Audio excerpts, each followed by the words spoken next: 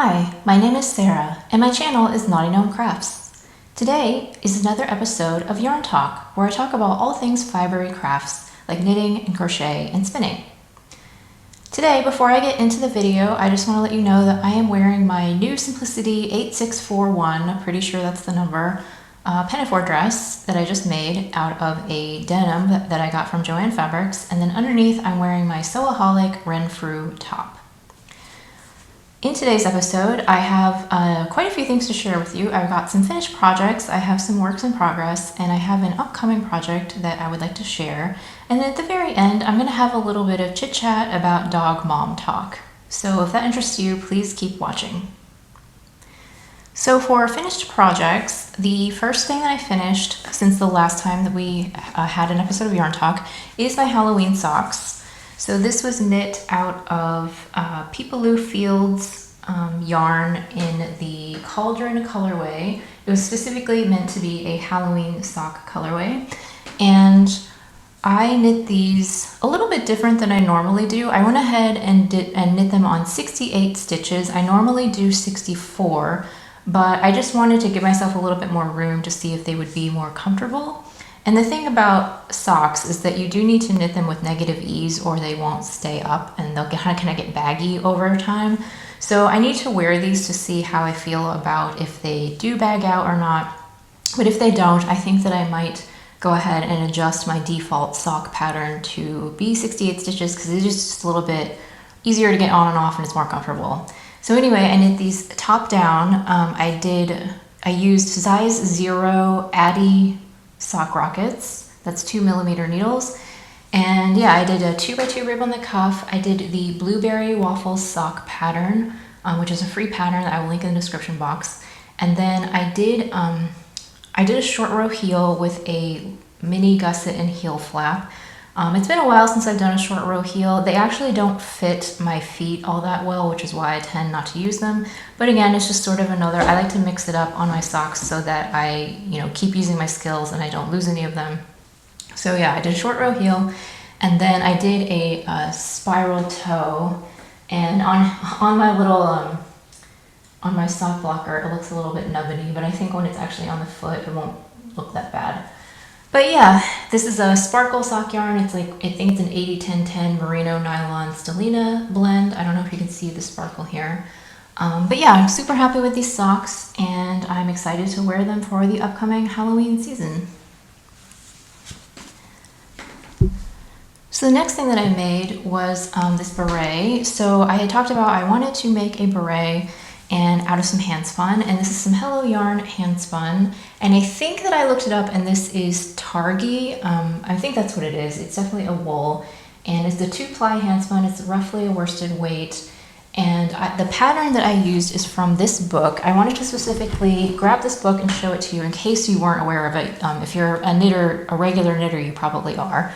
But it's the Handy Book of Patterns by Ann Budd, and this is probably my most used knitting book because it just has a number of very basic garments. There's mittens, there's hats, there's 2 different types of hats, there's scarves, gloves, socks, vests, and even a sweater. And the point of it is that it gives you a basic pattern in all different sizes from children up through adult, and then also different gauges from 3 stitches per inch up to 9 stitches per inch. And yeah, it's in table format, and it just gives you all the different numbers so you can choose your size, choose your gauge, and then you just have a template for a very basic type of pattern. So it's just really, really handy if you just want to make very simple garments, or it's a good starting place if you want to design your own. Like you can use these numbers as a starting point and then kind of adjust according to whatever pattern you're using, stitch pattern that you're using. And so yeah, I used that book and I used the tam hat pattern to make this little beret, and then I just put a little I-cord at the top just for a little bit of decoration. I'm kind of undecided if I like the little nubbin, but I think that I do. And I will go ahead and put this on. I actually have not worn this yet because I found out by listening to the radio the other day that this is the warmest October that we have had in like 95 years. So it hasn't been cold enough to wear a wool hat yet. But yeah, Sorry, I'm not really doing this great, but that's my little tan pattern. I'm a little bit undecided. I kind of wish it was slouchier. I could go back and block this and make it even bigger because I think I blocked it on like a 10-inch plate, and I think it could stand to actually be a little bit bigger. So I might reblock it, but yeah, I don't know. This is what I have for now. I can't remember the needles that I use, but it is a hand spun, so that's going to be very like not that useful information to you anyway. But yeah, it's a roughly worsted weight.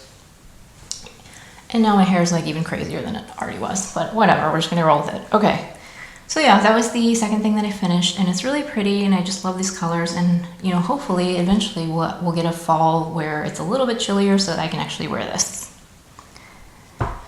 So now let's move on to works in progress. So I have been working on my Falkland sweater spin. I'm trying to spin 15 minutes a day. I say I'm not quite making it. I probably spin 15 minutes a day for like maybe 4 or 5 days a week, which I think it's not bad. And I did finish my first bobbin. So this is about 2 ounces of Falkland undyed wool that I got from Paradise Fibers, and I'm planning to do a 3-ply sweater spin. So yeah, I think it's going well so far. I found that if I just make it part of my routine and just try really hard to do that 15 minutes a day, that I do make steady progress, even though it's not the most exciting project in the world. And I'm spinning that on my Craft Rose. And I did do a very short little demonstration and uploaded it to YouTube. So in case you missed that, I will put that up in the cards just so you can see what it's like to see me spinning. Okay, my next work in progress, I finally started on my fall and winter knitting plans. And of course, this is not officially part of my plans. I changed my mind about what I was gonna do, but I am using the yarn that I talked about using. So this is Volmisa lace. I don't remember the colorway, and I think I threw away the tag, but it's this dark red shade, and this is quite a large cake of yarn. I think it's like 250 grams or something, I forget. But there's a lot of yardage in here. And although it is technically, you could say it's a lace weight, it's a heavy lace weight, I would say it's kind of like right on the edge of being heavy lace, light fingering. So I'm using a fingering weight pattern, which is called the Orchid Cardigan. It's by Julia Wilkins, and I'll put up a picture of the finished cardigan so you see what it's gonna look like. So this is a very simple brioche cardigan. It has a V-neck, it has drop shoulders. I think the sleeves are a plain stockinette, and then the body is brioche. And originally I was gonna do a very similar shape of cardigan, but I was gonna make it a lace pattern, and I was gonna make it up on my own. And I think part of the reason of what was holding me back from starting my fall and winter knitting plans is that I had all these designs of like making up my own patterns, and sometimes I'm in the mood to do that and sometimes I'm just not, and I feel like right now I'm just not in the mood for that. So I'm not sure how I stumbled on this pattern. I might have seen it on Instagram, but yeah, I saw the pattern and I was like, that's pretty much the shape that I'm looking for. It's a nice simple texture. I would love to wear a cardigan like that. So I just bought the pattern and went ahead and cast on. So this is what I have so far. It's about 6.5 inches tall, and it's knit in one piece, obviously, and you do some little increases here at the sides for the shaping, and I've done all of my increases, and now I just need to do brioche straight for 11 inches until I can separate for the underarms. So I love the way that this is turning out. The fabric is very like squishy, and I think it's gonna be really nice to wear because it'll be warm but still lightweight. And technically, what I like about brioche is that there's no purling, and so there's sort of a rhythm to it.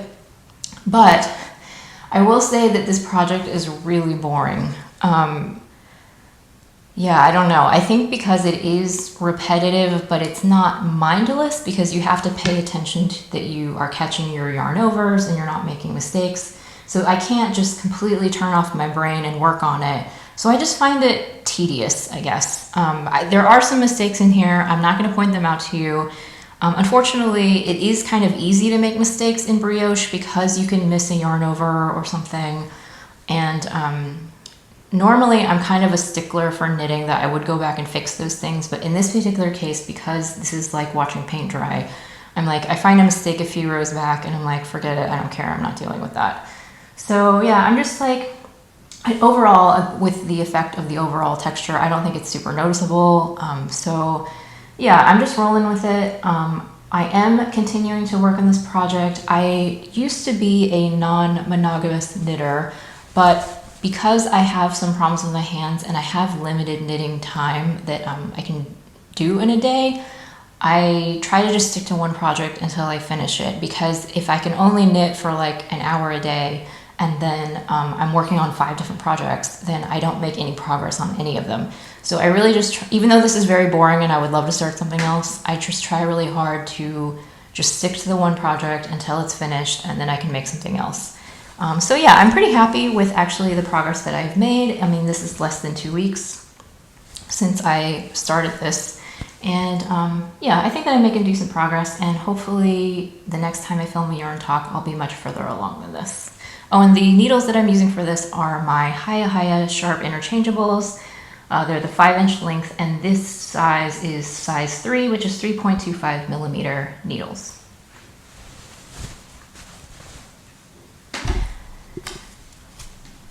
So now that I've just talked to you about how I only want to knit one project at a time, I think I am actually going to start another project. And that is because I used to, like a long time ago, I used to have a desk project that I would take to my desk and leave it in my desk at work and just work on it during my lunch times. And it was just, just a little bit of a break from my job. And, I get, 10 minutes or 15 minutes to work on a project. And it just gives me a little break in the middle of the day. So I think I want to start doing that again. So I don't want to bring the sweater back and forth with me to work. I just want to have something that's there and ready to go. And so I think I'm going to cast on a pair of socks for my husband in this West Yorkshire Spinners yarn. I've had this in my stash for a number of years. It's kind of funny, like when I look at this doesn't feel like anything special, but I do remember at the time that I think that this yarn was a little bit hard to get. And so I remember it being like kind of a treasure hunt to find this yarn. And yeah, like now that I have it, it's like, it just looks like your bog standard self-striping yarn. But anyway, it's just funny how those things happen. So yeah, I do think I'm going to cast on a pair of socks for my husband, and then they'll take as long as they take. It might take me months to finish them, and that's totally fine. My husband does not have as many hand knit socks as I do. I have probably like 60 pairs in my sock drawer. My husband probably has like 25 or 30. He does wear through his socks faster than I do. And so my general plan is to knit him, between 1 and 3 pairs of socks a year, just to kind of maintain his sock drawer. It's very likely that he'll wear through a few pairs this winter, and they'll get holes in them and we'll throw them out. So yeah, I just like to I like to make him a few pairs just to like keep him well stocked. So that's what I'm going to work on at lunch, and you might not see this again for a very long time until they're done. But yeah, I am going to start another project despite saying that I don't work on multiple projects at once. So I just wanted to share one more thing. It's a little bit of a show and tell. When I did my closet clean out a few weeks ago, I had my basket of stuff that I was going to, do something with, and there was this sweater that was in the basket. And I remember that I put it in there because I decided I didn't like it and I was gonna frog it and save all the yarn and make it into something else. But I pulled it out of the basket and I was like, you know what, I kind of like this. So it is a self-designed poncho. It has this really long turtleneck. It's meant to be folded over like this, and it's fairly wide at the top. And then I just did lace, yarn over a raglan shaping that's really, really long, and then I just did some short little cuffs here. And then the body is super wide, so it's essentially a poncho. And this was when I made this, when fades were all the rage. I don't even know if that's still going on. I'm so out of the loop on the knitting world. But yeah, I used 5 different colors of Hedgehog Fibers BFL sock yarn, and I love Hedgehog Fibers. I was in their club. I think that these are almost all club skeins. And the reason that I had decided to get rid of this or frog it is because the colors are just a little bit bold and bright and not really me, and I didn't feel like I could wear this outside the house. However, when I tried it on again, I was like, I don't need to wear this outside the house. I can totally just throw it on when I'm at home, just being casual and comfortable, and it's very warm. And yeah, I also am kind of looking towards the future. I don't know what's going to happen yet, but there's a decent chance that my job may go back to working in the office less during the winter, so I might be at home more. So especially if it's wintertime and I'm at home a lot, having this to throw on just as an extra layer is really useful. And again, like, if this isn't like bright colors aren't really my thing, I don't like wear them outside the house, like I can just wear this at home. So yeah, I kind of rescued it out of the pile of stuff that I was gonna get rid of and put it back in my closet. And yeah, I'm looking forward to wearing this whenever I get chilly and just need an extra layer of warmth. So the last thing that I have to share with you is a little bit of life chat. So last weekend, my husband went out of town, and the reason I'm talking about this now instead of last weekend is because, I mean, it probably doesn't matter, but I figure it's not the best idea to tell the internet that I'm home alone in my house. So I just waited till this week to share with you, but he had gone out of town, and so for the weekend, I was basically a single dog mom. Just to give you a tiny little bit of backstory, because I don't want to go on and on about this forever, but we have two dogs, Daisy and Penny. They're both special needs dogs. Daisy was from a rescue group. We got her when she was about a year old, and she was abused as a puppy. And so as a result of that, she's really, really scared of men. Even now, she's still scared of men. And Penny, we got her from a shelter, and Penny was on sale. She was half off because nobody wanted her. And she's just very, very energetic and excitable and kind of your typical pit bull. So we adopted both dogs. My husband was, helping out some family members, and so he didn't want to bring a dog with him, so I was with both of them.